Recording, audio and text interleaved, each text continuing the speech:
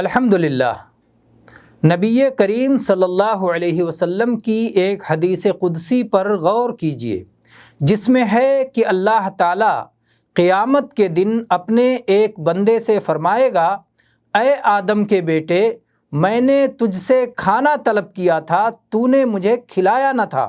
بندہ جواب میں کہے گا، اے اللہ، میں تجھ کو کھانا کیسے کھلاتا، تو سارے جہانوں کا رب ہے۔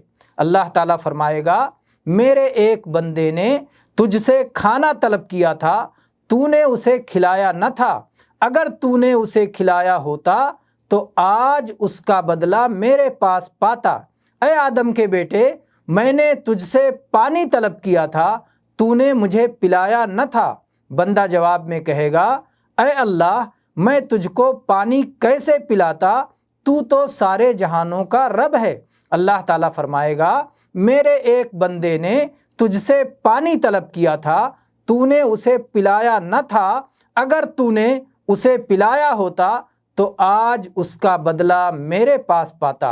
اے آدم کے بیٹے، میں بیمار ہوا تھا، تو نے میری عیادت نہیں کی تھی۔ بندہ جواب میں کہے گا، اے اللہ، میں تیری عیادت کیسے کرتا، تو سارے جہانوں کا رب ہے۔ اللہ تعالیٰ فرمائے گا، میرا فلاں بندہ بیمار ہوا تھا، تو نے اس کی عیادت نہیں کی تھی۔ اگر تو نے اس کی عیادت کی ہوتی تو مجھ کو اس کے پاس پایا ہوتا۔ غور کرنے کا مقام یہ ہے کہ مریض کی عیادت کے بارے میں فرمایا، اگر تو نے اس کی عیادت کی ہوتی تو مجھ کو اس کے پاس پایا ہوتا۔ اور کھلانے اور پلانے کے بارے میں فرمایا، اگر تو نے کھلایا اور پلایا ہوتا تو اس کا بدلہ میرے پاس پاتا۔ دونوں جگہ میں یہ فرق کیوں ہے؟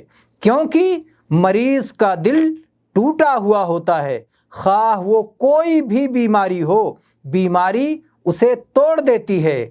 اگر وہ صاحب ایمان ہے اور بیماری کی بنا پر اس کا دل ٹوٹا ہوا ہے تو اللہ تعالیٰ اس کے پاس ہوتا ہے۔ کہنے کا مقصود یہ ہے کہ اللہ کے فضل و کرم اور نوازش و عطا کی شمع دل شکستگی اور انکساری کے شمعدان میں نازل ہوتی ہے۔ یاد رہے کہ گناہ سے خالص توبہ کرنے والے کو اس میں سے بھرپور حصہ ملا ہوا ہوتا ہے۔